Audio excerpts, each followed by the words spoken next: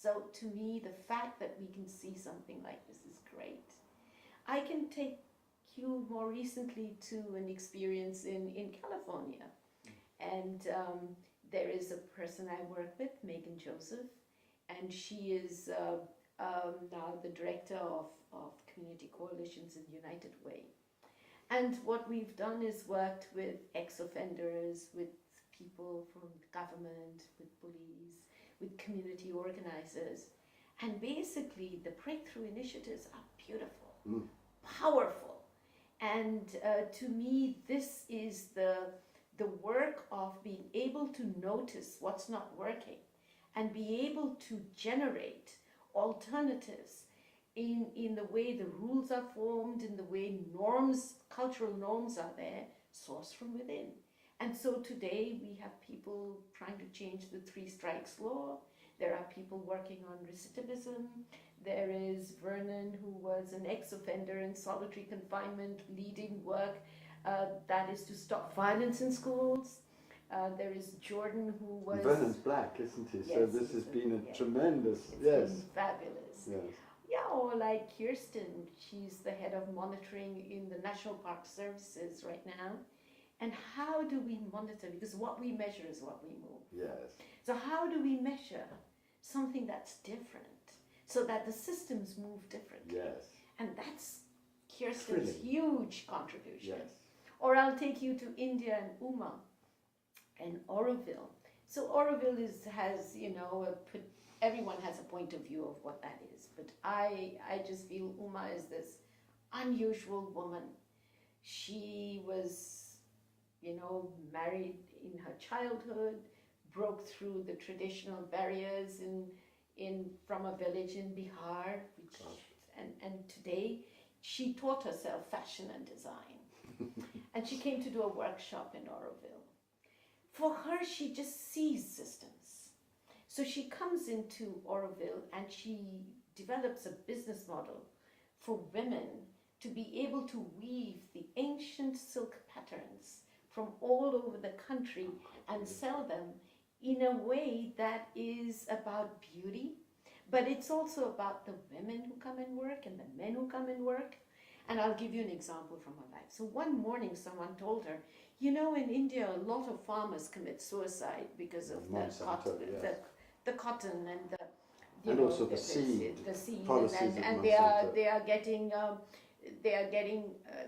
you know, they have to take loans and the farmers can't pay it back. And she then said, I'm going to promote organic cotton. So overnight, she changed her entire business to only source organic cotton. Then she goes to Benares for something. She was invited and she's sitting there and she sees this weaver comes and says, you know, sister, will you buy this wood from me today? And she says, but what is this wood? She says, it's my loom and I don't have money to feed my children. She says, the whole night I cried. Next morning, I have a program for weavers. So she's a woman who can see the pattern that is not working. Her production unit has 0 waste, all green, and in the middle of India, Oroville. Isn't this amazing? It's amazing. So for her, this work has been able to connect. What this work does is, someone like Uma is naturally organized that way. She didn't go through a program with me. She can just see that and she does it. She said, but it's done 3 things for her. The first thing it's done, it's connected the dots in a way that's coherent. So she can scale it up. So you need coherence to scale it up. So she can see the whole pattern through this model that we work with. The second thing is, she says, I can spread it now in my own company. So I actually did a 2-day process with the women and men in her company to get them to connect the dots, to see the pieces. And we used Annie Leonard's film Story of Stuff to create a pattern that's outside them and said, okay, so what's the pattern inside your company? And it worked. It was simply beautiful. And the new things that are happening there are great. So we can activate this, whether the space is in a developed country or a developing country. So this is not meant for those people who don't have. In fact, it's quite the other way around. In business school, there was, when I was working in Notre Dame with Professor Leo Berg, there was the CEO of a company, and there was a program, and he wanted to, in fact, there were two examples out of business that are great. One of them was about the CEO who had different production units, and they were sort of not, it wasn't working. And he used some of the tools, approaches, and the whole philosophy. And he came back and said that we created a path-breaking shift in the way our production units worked, Pat Finneran. And then there was another gentleman, his name was Mike Kachi, and he worked for a company where he was head of HR, and they had to let go 6,000 people, or so was his mandate when he came. But he said, I am about compassion, about fairness. By the time he came back, he had retooled the 6,000 jobs. No one lost a job. Everyone did well. The company did better. And so for me, it's absolutely profitable. Absolutely, yeah.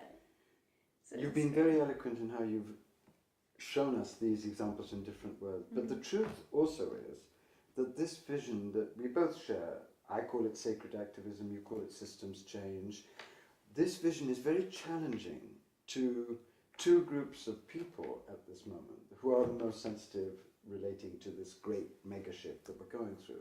It's challenging to the conventional spiritual people who still believe that a shift in consciousness is going to be enough, that sending the odd check to the Sierra Club or going to a soup kitchen and serving is enough. It's not enough because systems have to change, and because people with spiritual consciousness have to act in a situation as extreme as ours.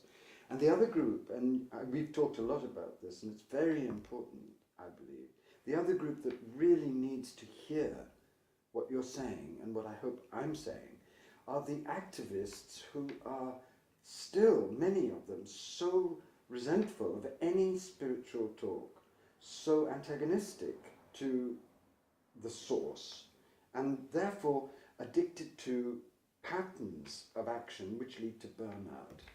Could you address what I've said? Because I think it's so important that we get into Andrew, this. I'd begin by saying that these two groups, people who are truly engaged in consciousness work and activists, are actually doing a great service by opening up spaces that the average citizen doesn't open up. Right. So to begin So already with, they're doing they're something already, very valuable. yeah, they're Yes. already engaged in a way that's different from everyday work. Yes. Right? So except that the doors they enter through becomes the only door. Right. Yeah.